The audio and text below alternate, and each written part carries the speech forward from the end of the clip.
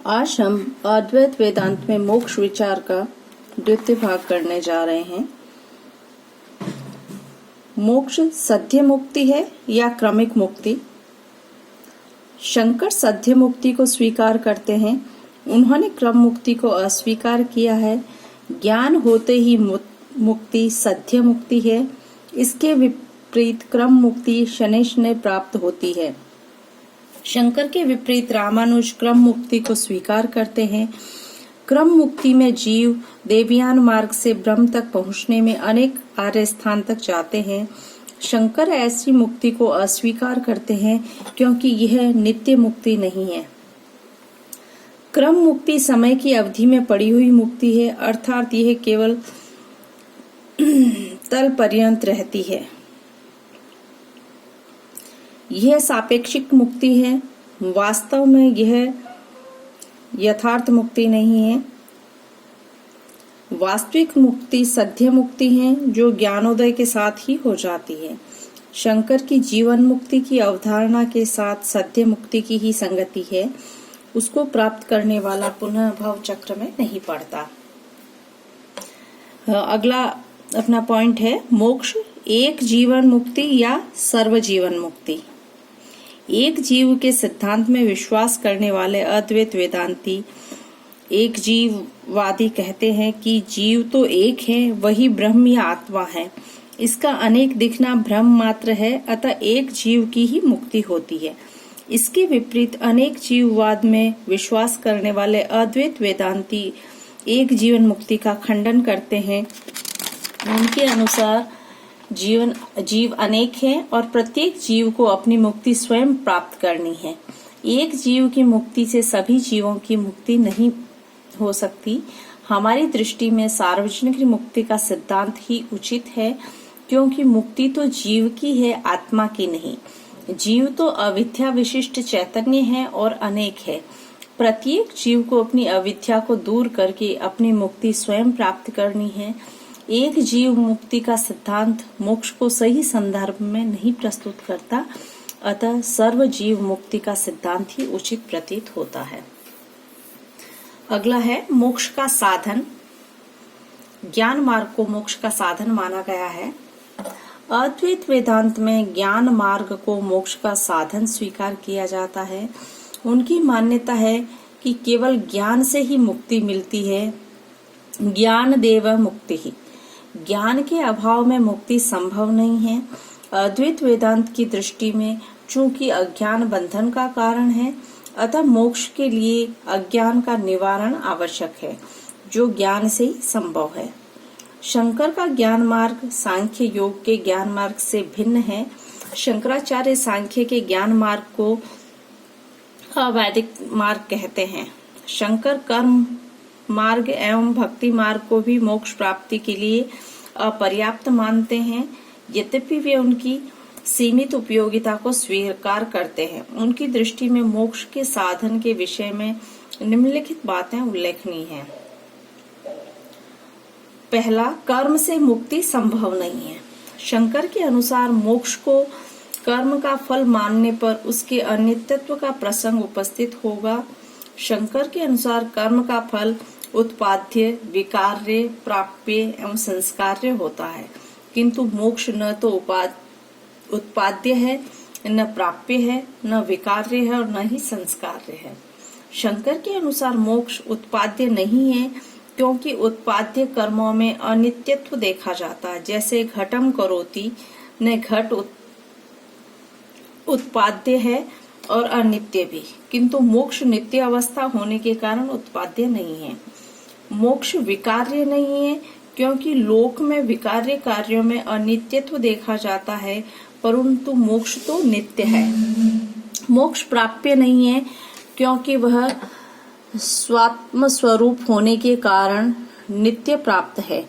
पुनः मोक्ष संस्कार्य भी नहीं है। संस्कार्य पदार्थों में संस्कार दो प्रकार का होता है, गुणाधान रूप संस्कार और दोषापनयन रूप संस्कार। मोक्ष में गुणाधान रूप संस्कार संभव नहीं है, क्योंकि उसमें न तो कुछ जोड़ा जा सकता है और न घटाया जा सकता। उसमें दोषापानयन रूप संस्कार भी संभव नहीं है, क्योंकि ये नित्य शुद्ध ब्रह्म भाव ही है। इस प्रकार मोक्ष कर्म से प्राप्त नहीं किया जा सकता। अगला तर्क है, मोक्ष भक्ति मार्ग से भी संभव नहीं है। शंकर के अनुसार भक्ति का आधार द्वैत बुद्धि या भेद बुद्धि है। ये आराध्य एवं आराधक भगवान एवं भक्त की भेद बुद्धि पर प्रतिष्ठित है। भेद बुद्धि अविद्याजन्य है, अर्थात अविद्या ही भक्ति का आधार है। इस प्रकार भक्ति से मोक्ष संभव नहीं है।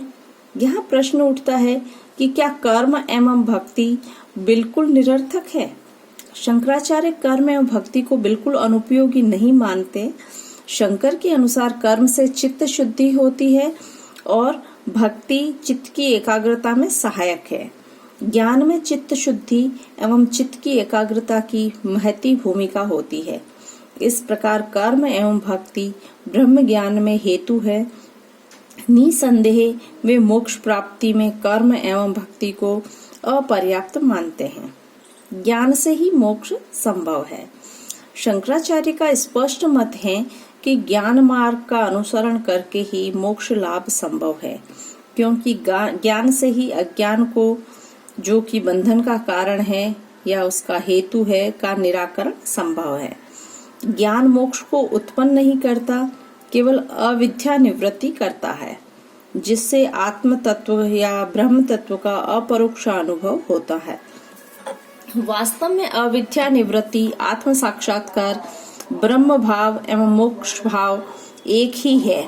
अद्वैत वेदांत में सभी लोग ज्ञान मार्ग के अधिकारी नहीं है।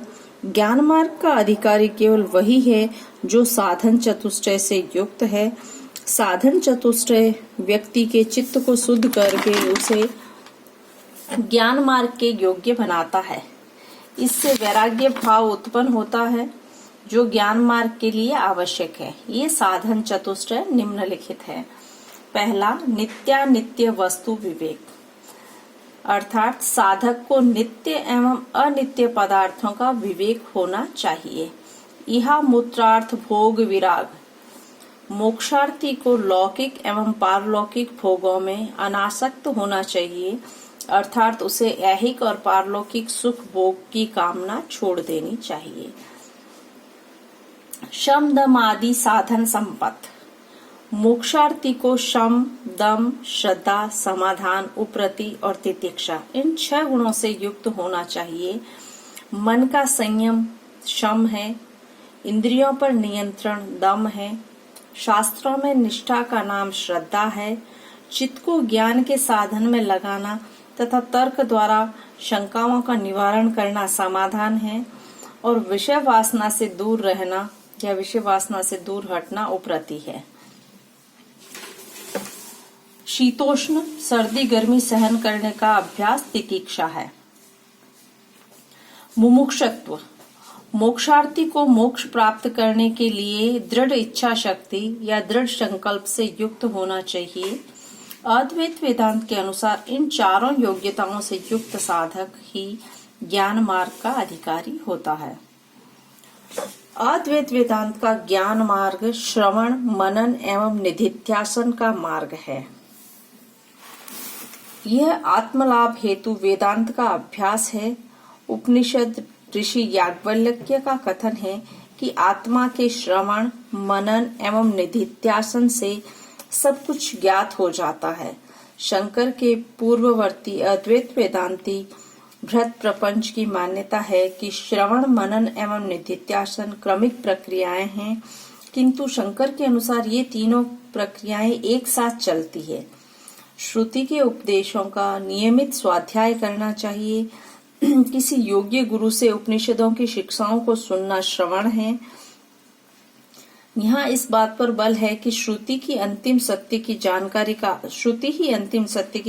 का आधार है।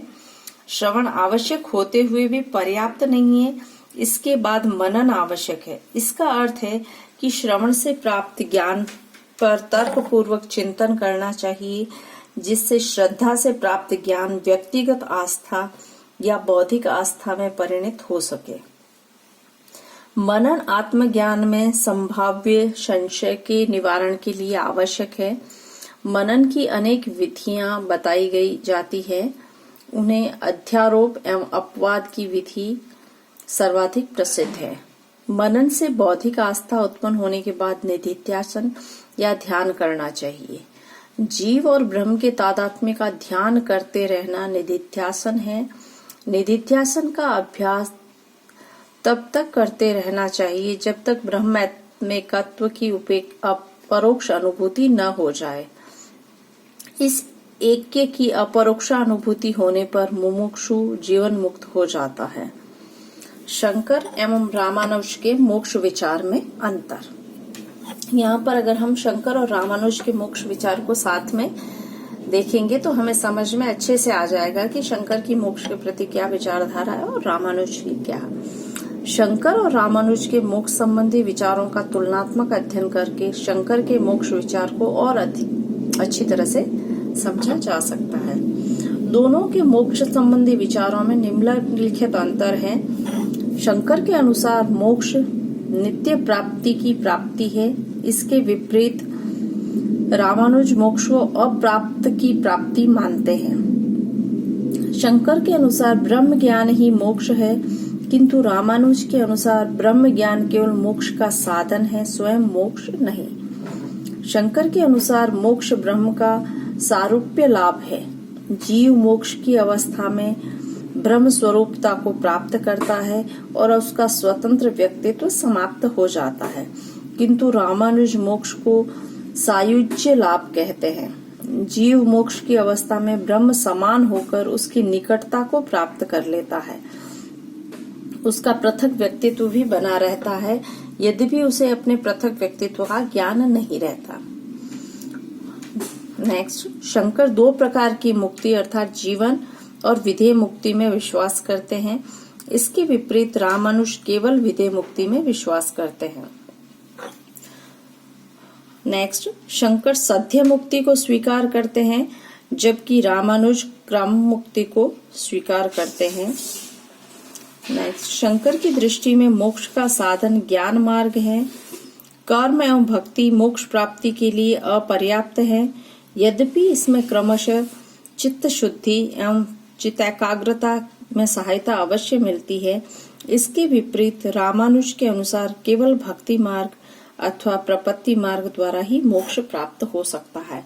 इस प्रकार हमारा अद्वैत वेदांत का मोक्ष विचार टॉपिक समाप्त होता है।